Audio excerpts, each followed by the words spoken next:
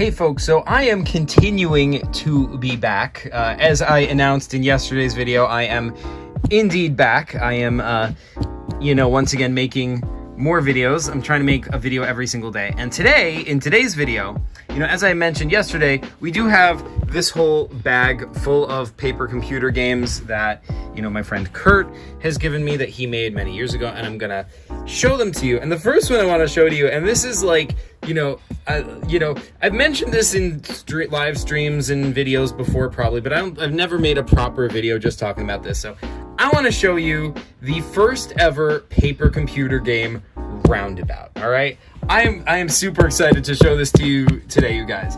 So first of all, just in case you have never heard, like, what is a PCG Roundabout? In case you live under a rock, you've never, everyone knows what a PCG Roundabout is, right? But regardless, a PCG Roundabout is where it's basically an idea I had that, now we've done a bunch of times, but basically the idea is that you have one person, and that person makes a one-page paper computer game. The rule is they have 10 minutes to make that one-page paper computer game, and then they play it with another person. That person plays it, and then why does my watch keep beeping every hour? It's so annoying. Anyway, so you make it. Gosh, now I lost my train of thought. Dang it. Right. So the next person plays it, and then once they beat that game, they have to, so you're in a circle of people, right? So that person has to make a PCG for the next person. Once again, they have 10 minutes to make their one-page PCG for the next person to play. Only the other rule is they have to use at least one character from the game they just played. So in the game they're making for the next person to play, they have to take a character from the game they just played and put that in their game. And then so the next person has to do the same thing. Once again, they have 10 minutes, and so on and so on and so forth. It goes around the circle. And you have this, I think it came out to be pretty freaking fun, right? Anyway, when I first came out with this idea, obviously I had to try it at some point, right? And the very first time I tried it was with my friends Keith and Kurt. And so I came to them with this idea. I thought it was going to work, but I didn't know for sure how it was going to work. So I started it off, and I want to show you, this is it. This is the original PCGs we all made for each other for that game. So let's dive right in and show it to you. We're already 2 minutes and 52 seconds into the video. So, but yeah, here we have it. It's kind of bright in here. Maybe I should... Let's actually move this over here. Does that make it better? I think that makes it a bit better. Okay, so here we are, right? So here's our one-page PCG, and this is the one I made this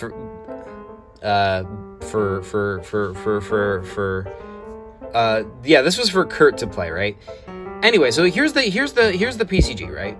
So you play as this guy. He doesn't have a name or anything. He's just like an office worker. He is sitting at his desk in an office, and that's his computer, and this is his boss. His boss is very disapproving, and he's very strict, and he does not allow any goofing off. Like, if you goof off, at all, you are going to be fired. And so your goal in this game is not to be fired. And by the way, this is on the other side of the cubicle. This is the top of another, one of your coworkers.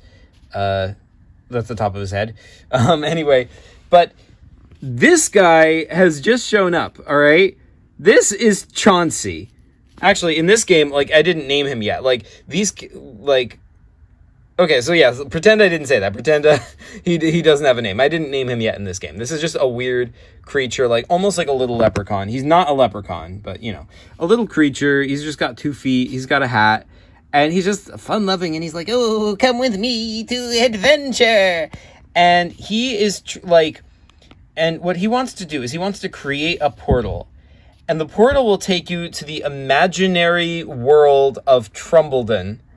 And he wants you to come with him on an adventure in the imaginary world of Trumbledon. And it just sounds like so much fun. You want to go and experience this weird, strange world, but, your job, right? So your goal is to not get fired. So you cannot let this guy see this guy here, and you definitely can't go with him here, right? So you can try to like kick him and get rid of him, but if you try to get rid of him, the boss sees him, and this guy doesn't leave so easily. Like, he won't take no for an answer, really.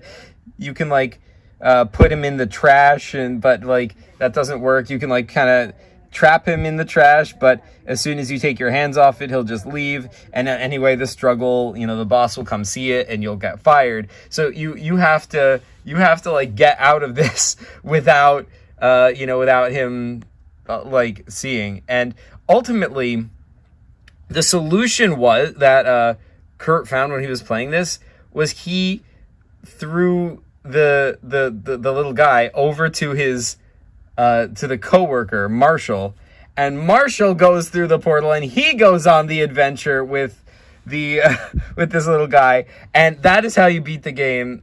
You win, but you feel dead inside, and that is how the game ends.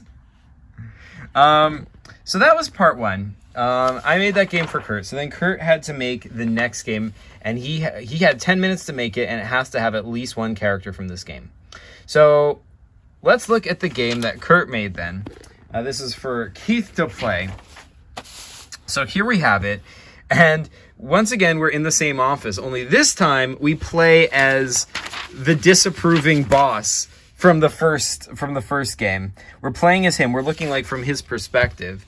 Only like we're looking over a different set of cubicles now, because this same guy, the same like elf guy or whatever he is, he's not an elf, but whatever he is, like he is now trying to get other employees to go and have fantastic adventures with him as well. And this guy is an employee who's about to go with him and about to get sucked in. So you, as the boss, have to stop your employees from being poached from you. So you have to like try to like get this guy away from that guy and prevent the other employees from seeing and being like overwhelmed. And by the way, I think this was not the only one. I think like there were other ones at other desks. So like, was that the case, or am I making that up? I'm not sure. Anyway, like, the solution here was you had to get this guy and you have to trap him inside of, the trash can. And I think that was what you had to do. And you have to take him with you into your office and like, so that you get him away from your employees so that they can get back to work. And that was how you had to beat this screen. This freaking boss.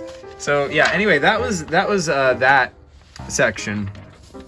And then, So that was Keith played that, and then after that, Keith had 10 minutes to make the next game, and he makes this one. So this is very much in Keith's style. If you saw my video on Zack to the Future, you know how Keith thinks about puzzles. They're super intense. But anyway, this game starts with the idea that like in the last game, like after the boss took this guy, into like in the basket into his office, this guy opened a portal back to the imaginary world of Trumbledon, and the boss accidentally tripped and like got sucked into it.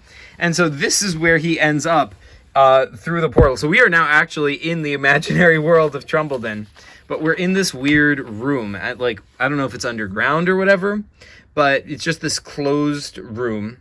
And that's you. That's the boss. You're once again playing as the boss. And, there's this guy, and he's just kind of like screaming in pain. Like, he's just like in pain. Over here, there's like a light bulb, and it's like casting shadows. Like these three sort of columns are casting shadows over here. And there's like an image of the sun and like two crescent moons. There's a hammer over here. Up here in the corner, there's like this little spider guy. So yeah, that guy's pretty epic. He is a spider, but he's a lot more intelligent than he seems. Then over here we've got, I forget what was in those. I forget what the deal with that was. Over here, this is like a panel on the wall. I think you could use the back of this to sort of like unscrew the screws, and you could open that up. Now, I think what you had, like, if you, the issue was that if you, this guy's sort of like, almost like a manhole cover. And if you, like, lift him up, a lot of spiders come out and they eat you. So you had to find a way to lift this up and then, like, kill all the spiders. And then you alleviate the pain from this guy. But that still doesn't solve the problem. You have to solve this puzzle with these things. And ultimately, like, the solution ends up being that you have to get the light levels in the room to be just right. And then this guy will feel comfortable and he'll be like, hey, you did all right, kid. And he'll, like, beams will come out of his eyes and he'll, like, teleport you back into the real world. And that was the end of that. You also have to get this spider guy to trust you, and, like, he'll give you a hint on how to succeed.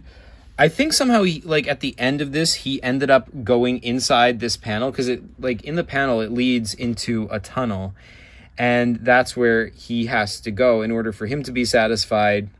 Obviously, he's not going to trust you at first after you, like, killed all the other spiders, but if you can get him to trust you, like, then he'll go inside the panel, and he'll go, you know, go off somewhere else. So yeah, then you, like, that's the end of this one. You get teleported somewhere else. And this is the point at which I thought originally it was that this could go off in another direction. Like, so far this has been more or less the same story, right? You start off, like, with the office and the office worker and the boss. And up till now, we've mostly stayed with this. You know, in here, we're still playing as the boss. We're still in the office, all that kind of stuff. And finally here, we're sort of getting, you know, away from the same office, but at least we're still playing as the boss. So it's still pretty directly connected to that whole office thing. But now, in the next game was by me again. And this time, this continues from the last game once again, where this time you're playing as that spider, and you went off into that passageway at the end of that game, and here is that passageway. So it continues directly from that. And I was thinking that this would be the inflection point where you break away. However, I still, in addition to using the spider from the last game, I also brought back this guy. By this point, he'd gotten the name Chauncey, so this is officially Chauncey. And we found out he's from a race of interdimensional beings. But anyway, in this case, he is blocking your path. And over here is a robot called Robo. So that's, like, sort of my new character in this game. And basically, all, like, this guy is trying to block your path and get rid of you. But the way to defeat him was just to, like, sort of trick him into opening a portal back into the real world, like back into the office. And then this robot and him would both get sucked into it, and the spider could keep going down his path. And that was the goal of that. But in the next game, this one was once again made by Keith. Now we're back in the office, right? We are back in the office. I think we had changed direction at one point. We were going around one way, and then we started going the other way. So anyway, so that's why this one is Keith again. So we're back in the office, and now the boss is back once again. He has now become victorious. He's captured the robot, which is the robot from my previous game. But not just the robot, he has killed Chauncey and put a nail right through him, nailed him into the wall as like a trophy. Like, oh my goodness, boss, what are you doing? And he's got this like electro shock rod that he's gonna like zap you with if you do anything, because he really hated this guy trying to poach his workers. So that is what he's doing with that. And, you know, over here is his desk and his computer. And he's got a fake plant over here. And you play as the robot. And you have to, like, find a way to get out of this. And it was pretty hard to do. And I don't remember exactly what the solution is. You could swing a little bit. And you could sort of maybe, I think, try and... There's an apple down here. I don't remember what you were supposed to do. What I do remember is that at some point I think maybe you could, like, remotely take over technology. I'm not sure how you did what you did. But the point is... Oh, there was a switch here. That's probably it. In any event, if you actually pull the nail out of Chauncey, he comes back to life, you guys. He comes back, and then he is helping you, and you're running around playing little pranks on this guy, and he's, like, trying to catch you, and chaos ensues, because Chauncey can use his powers to, like, turn the plant from a plastic plant into a real plant, and eventually... I remember that you escape by getting out the window, and both the robot and Chauncey together get out the window and summon, like, a giant fruit bat, and the two of you jump out onto the fruit bat and fly off to adventure. So, okay, like, that happened. You have finally escaped. Is it over, right? And so surely this was going to be the part where the story, like, breaks away from what we've been doing this whole time. But no, so this next game is made by Kurt once again, and this takes place, this time, many years after, all right? We're jumping many years forward into the future, and once again, we're returning to the imaginary world of Trumbledon. Because, and here we are, dun dun dun, this is the world, and you are the boss. Years later, you have become this freaking, like, after many years of battles with Chauncey and his interdimensional imps, you can see he's got, like, the heads of many of them because he's killed these imps many times. He's got, like, his freaking machine guns, and he's hired a team of mercenaries because he is determined to stop these freaking interdimensional creatures, and he wants them to get back to work. And he has finally pursued Marshall being his former employee. You can remember Marshall all the way back in the very first game. Marshall is the employee who was on the other side of the desk. You threw Chauncey over to Marshall, and Marshall went on the adventure. And because Marshall went on the adventure in that first game, he's now been living a happy life here in the imaginary world of Trumbledon. And, you know, this is where he's being sworn in as the leader of the imaginary world of Trumbledon. He's surrounded by friends, and he's had many years of happy adventure in the imaginary world of Trumbledon. And there's Chauncey, and there's Robo as well. And this guy is called Rogley, I think his name was. And you have to ruin this because he has to get back to work. He's been neglecting his duties at your company. So you have to, you go up and you confront him. Or at least, you know, I was the one playing this. I went up and confronted him, and I was like, listen, Marshall, this is, you know, no call, no show. Like, you have to get back to work immediately or you're going to be written up. And he's like, yeah, sorry, I'm not going back. I'm happy here. I'm, like, living a good life. And so you try to attack him, but all of his friends, you know, attack you and easily defeat you and your mercenaries.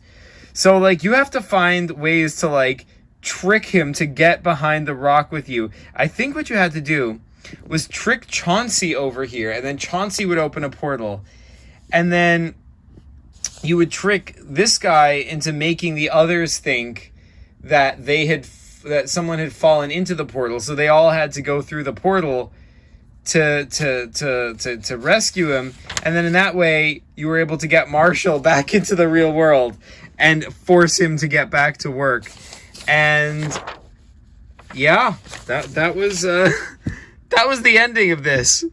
That was the ending of this freaking epic saga, you guys. And through this whole thing, like, this was such an interesting, like, experiment, you know, in the, like, what a good freaking proof of concept for the whole you know, PCG Roundabout format, right? Like, I thought at every point this was going to go off in weird directions. Like, I thought it would be you're with one character, and sure, it takes a character from the previous game, but I thought each game would go off to a totally different place. But yeah, really did stay with that story, which I think was really cool. That is something I was not expecting. It's one of the weird things that came out of a PCG Roundabout format that, you know, I guess like each person like sort of like created like almost like collective storytelling. Like each person created this interesting situation that everyone else sort of wanted to build on, rather than just going off in some totally different unrelated direction and maybe just reusing one, you know, character.